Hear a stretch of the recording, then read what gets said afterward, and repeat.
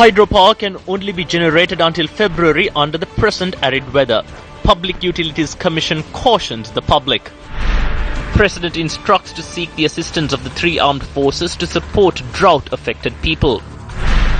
FR petition filed by Vasudeva Nanayakara against the Hambantota port deal to be considered.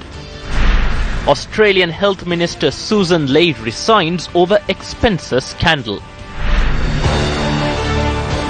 Good evening and welcome to Primetime News. I'm Sandro Ferdinando. And I'm Rahna Farooq. Let's start off with a look at your news in detail.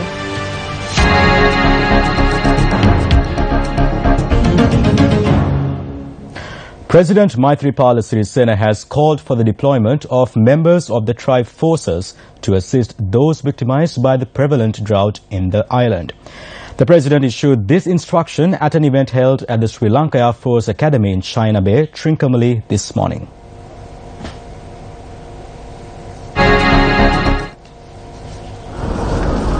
The event saw the passing out parade of airmen and appointment of cadet officers to the Air Force. While President Maithripala Sirisena was welcomed by senior officers of the Air Force, including its commander, Air Marshal Kapila Jayampathy, a guard of honor was also accorded to the head of state. I held discussions with the Navy Commander and the Secretary of Defense last evening and told them that I wish to provide a solution to those victimized by the biggest problem facing the nation at present, which is the lack of rain. I plan to deploy personnel from the tri-forces as well as the state sector employees to assist those who have been victimized by the drought. They will be assigned with the distribution of food and providing welfare to those living in the drought-stricken districts.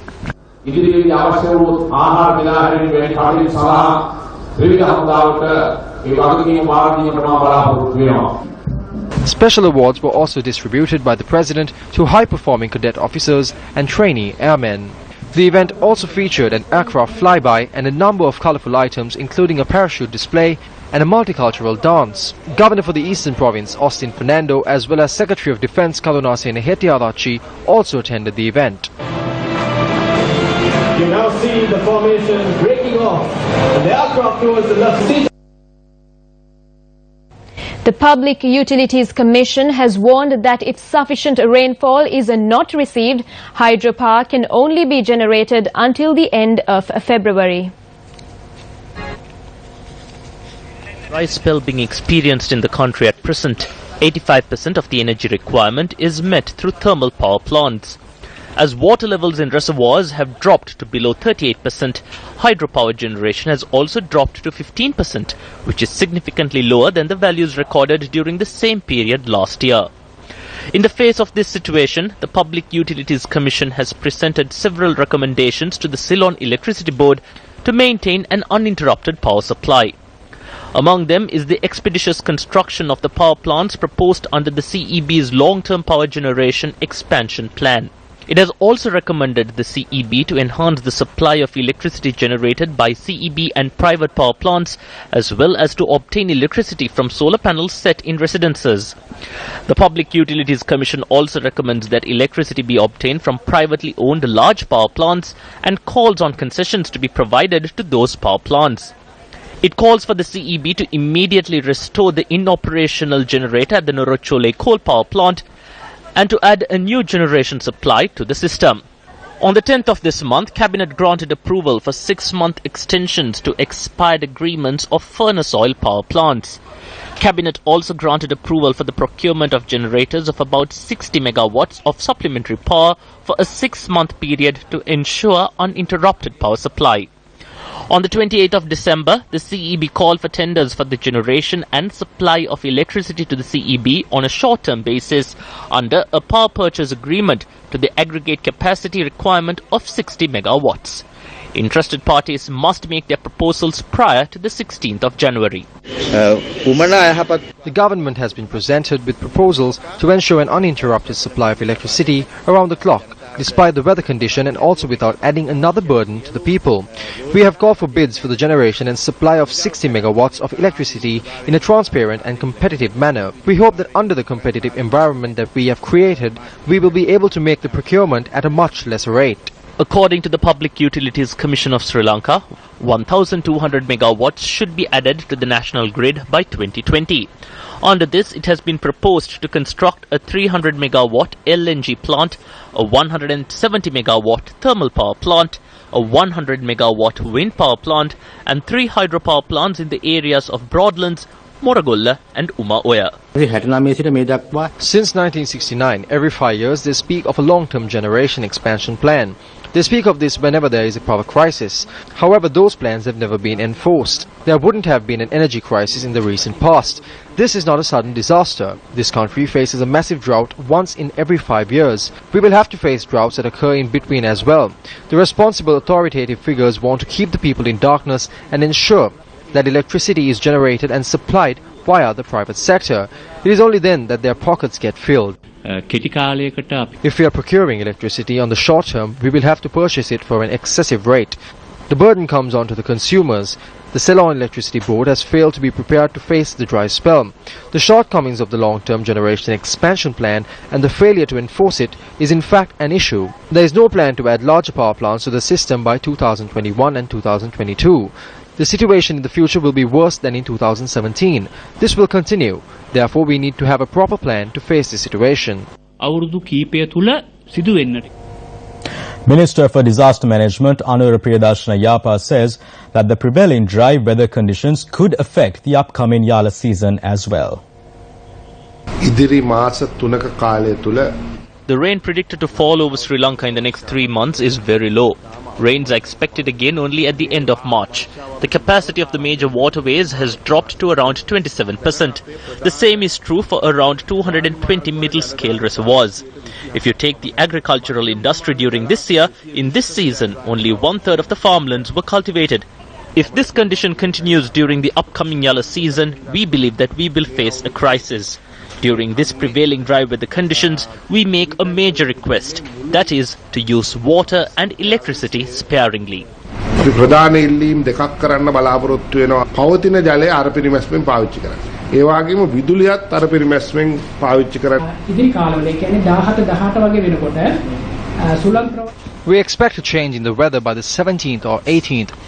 There may be cloudy skies accompanied by light rain. However, this rain will be insufficient to reduce the dry weather condition or to fill the reservoirs. The only difference would be a slight reduction in the cold weather being experienced at present.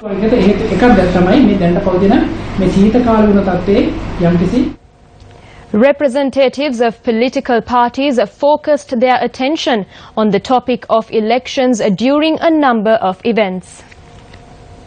Maithripala ජනාධිපතිතුමා සුදුසු නැත්නම් මේකට මේ ජනාධිපතිවරණයකට ඉදිරිපත් කරන්න කියන්නේ අපට මම දන්නේ මෛත්‍රීපාල මහත්තයා මට හම්බෙලාවත් නැහැ හම්බෙන්න කතාව එක එක වෙලාවට කියනවා නමුත් අපි කියනවා පළාත් පාලනේ ඡන්දේ තියලා බලන්න මේ මාස 4 ඇතුළතදී ඡන්දේ තියන්න ඕනේ ඡන්දේට බය නැත්නම් ඡන්දේ තියන්න දැන් ඔයගොල්ලෝ පොඩි ඡන්දෙට ඉදිරිපත් වෙන්නේ අලුත් පක්ෂයෙන්ද බලවේගයක් ඇඩේට අපි ඉදිරිපත් වෙනවා ඡන්දේ ගැසට් කරන්න කියන්නකෝ එතකොට හොඳ දේවල් එළි වෙනවා ඒක තාපණියයිද ඒක මොන න්‍යායද දන්නේ නැහැ මැතිවරණ කොමිසමේ සභාපති කොමසාරිස්තුමා එතුමාට තියෙනවා යුක්ති සහගත යුතුයකමක් මේ රටේ ජනතාවගේ ඡන්දේ තියන්න ඒ වෙලාවට අපි බලමු අප න්‍යාය කාලට අපි පාවිච්චි කරමු The provincial and local government bodies were run by members of the so-called joint clan for the last 24 years. They stole from these areas. Now when they can't do it any longer, the thieves get agitated. We have to solve some problems before we can do this. That is our stance. We won't fail to hold the elections, but we will not leave room for this clan of thieves to enter these governing bodies again. At the time when we are preparing for the local government, there's an opinion that is gaining strength in several communities, as well as the President Hussein was contest for the next presidential election. Therefore, we are watching people at the grassroots level. We can establish a government of our own under President Hussein in the year 2020.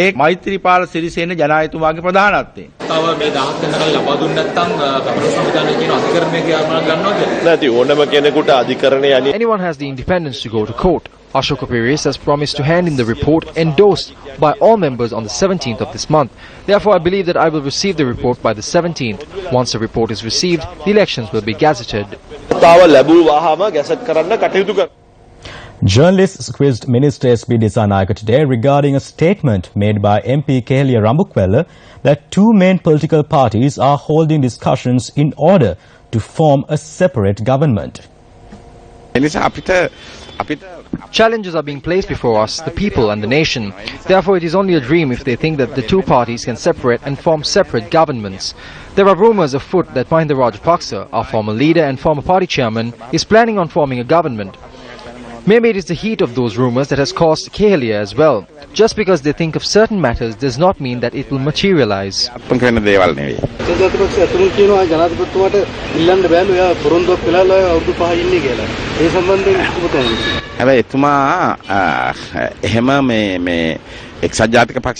The president has not made such promises to the UNP. When he visited the Dalada Maligava, he said that he will not contest again. After accepting the leadership of the SLFP, he has to work in unity with the party.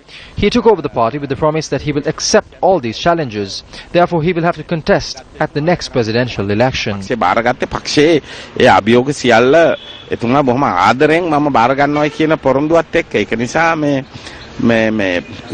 A journey to assist people with no roof above their heads and no peace of mind.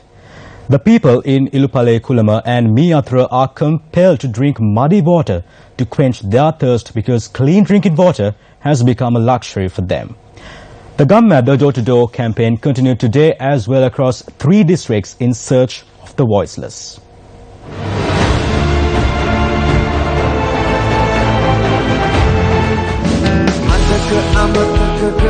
Newsfirst steps into a jungle area 20 kilometers away from the Kurunegala town in search of an area rarely accessed before.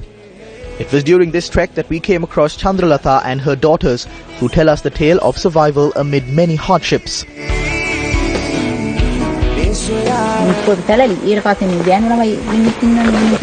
Because of my 2 daughters, I made this abode with clay.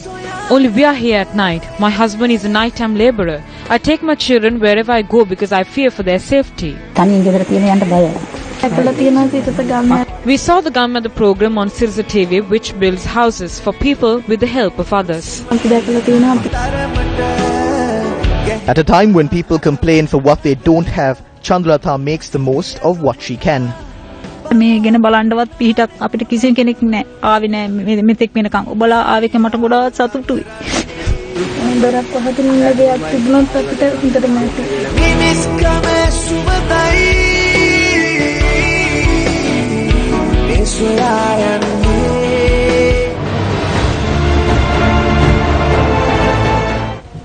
The Supreme Court decided today to examine the fundamental rights petition filed by MP Vasudeva Nanayakkara calling for the cancellation of a cabinet decision to provide 15,000 acres of land in Hambantota to 2 Chinese investment firms. The petition was taken up for examination before a 2-member bench headed by Chief Justice Keshri Pavan. The respondents, including the Attorney General, were given time until the 26th of this month to file any objections. President's Counsel Sanjay Jayawardena, appearing on behalf of the Ports Authority, informed court that the agreements with the Chinese companies had been signed without the prior knowledge of the subject minister. Views were expressed on the government's economic program at a media briefing organized by civil society activists today. The decision due to be reached regarding the Hambantota port is one that will remain in effect for more than 5 years. This decision will affect future generations as well. Politicians use real problems faced by the people to further their own narrow agendas. තමන්ගේ පටු න්‍යාය පත්‍රයක් මත යම් යම් ක්‍රියාමාර්ග ගන්නේ සැබෑ ප්‍රශ්නයක් ඉස්සරහට දාගෙන මේ 99 අවුරුදු බද්දක් චීන සමාගමක්. This deal for a 99-year lease with the Chinese company is a complete lie. This is the true story. These lands are being leased off to pay for the loan installments. The lands in question are the oil refinery at the port and the oil supply terminal. The loans taken by the Rajapaksas are being paid off this year by selling these lands in Hambantota and the port. Afterwards, how will the loan be paid off next year?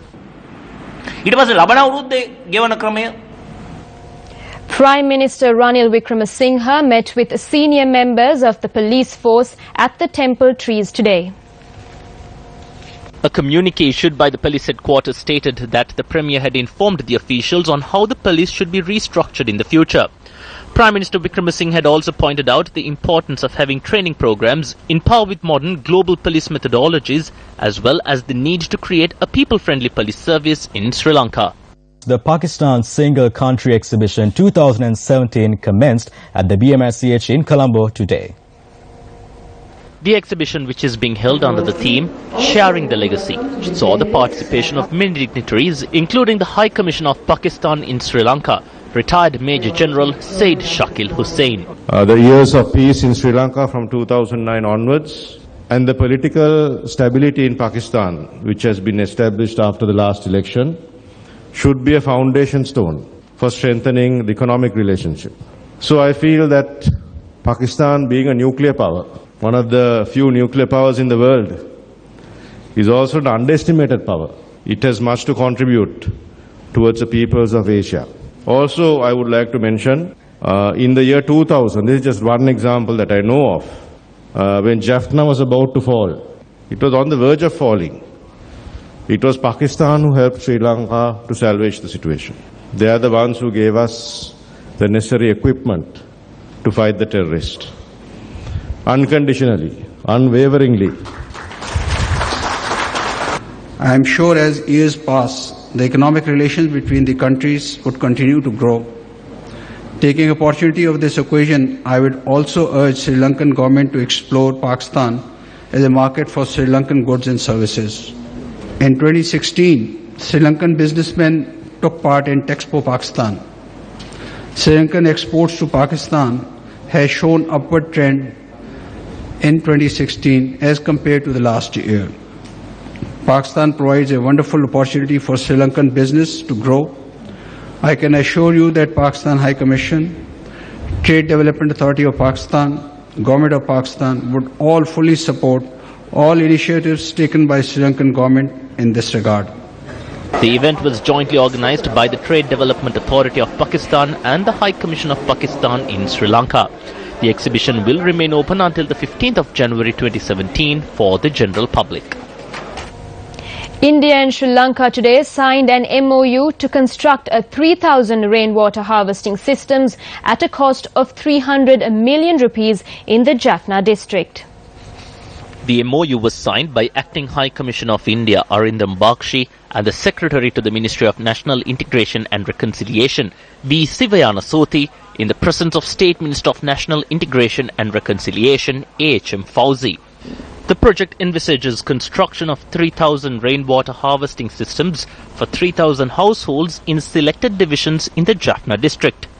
Beneficiaries will be identified by the Government of Sri Lanka in consultation with the Government of India. The selected beneficiaries would include women-headed families and recently resettled families. This grant project was approved by the Government of India in response to a request received from the Office for National Unity and Reconciliation of the Government of Sri Lanka. A release issued by the Sri Lankan Embassy in Beijing notes that a high-level delegation of the Industrial and Commercial Bank of China, also known as ICBC, will tour Sri Lanka with the aim of assessing future collaboration possibilities.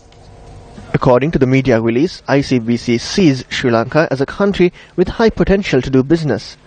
The tour had been finalized following an initial meeting between an ICBC delegation and the Sri Lankan ambassador in China, Karunasena Kurituaku. ICBC is the largest commercial bank in China, which is in operation in over 43 countries. Its worldwide assets exceeds $3 trillion. The foundation stone for a youth brigade in the Lunugam Vehera Divisional Secretariat was laid today under the auspices of Minister Sajith Premadasa. The cost for this project is 100 million rupees. My father established a presidential commission for youth.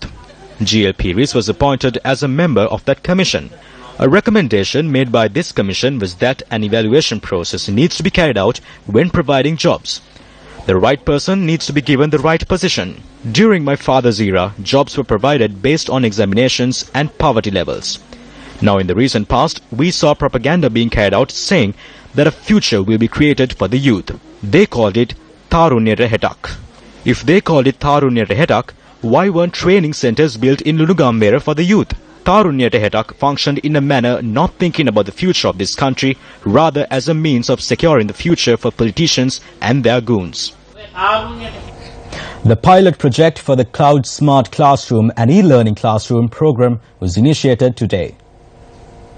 The pilot project, which sees the use of tablets in education activities, was launched at the Jayawattharampura Kotte Boys School in Pitakotte.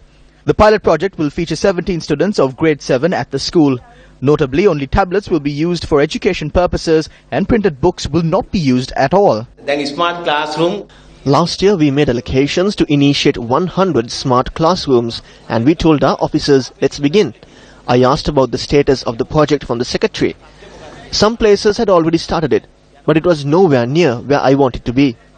What we hope through this small classroom is that in the future, all school students will be using tabs and iPads, while the entire syllabus will be in e-library. It does not matter if our body's age. The way we think must be managed to ensure that this is enforced and we create a revolution in education in the country.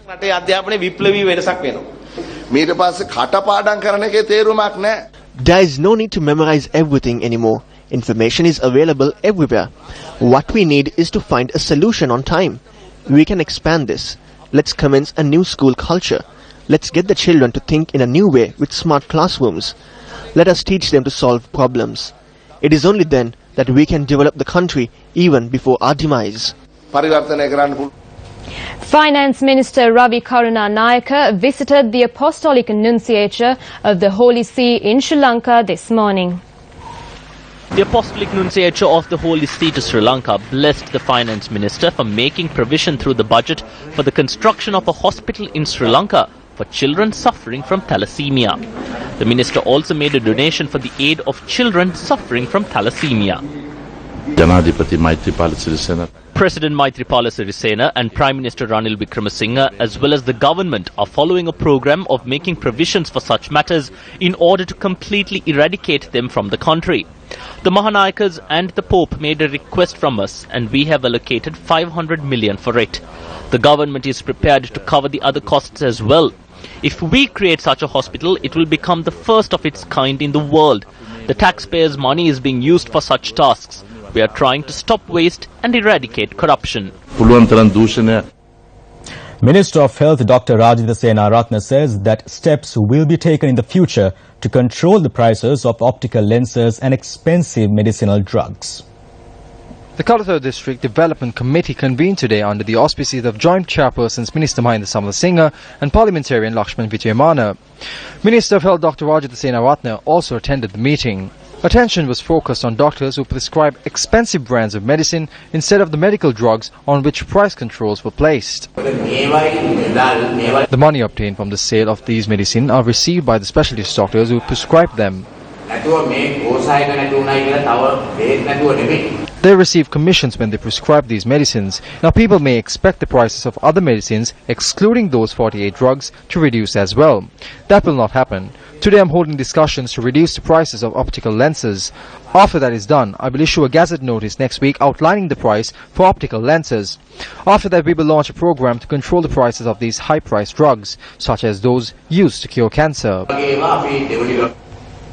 A gazette has been issued making it mandatory for fare meters to be installed in passenger three-wheelers. The gazette issued bears a signature of Minister of Transport Nimal Siripala de Silva.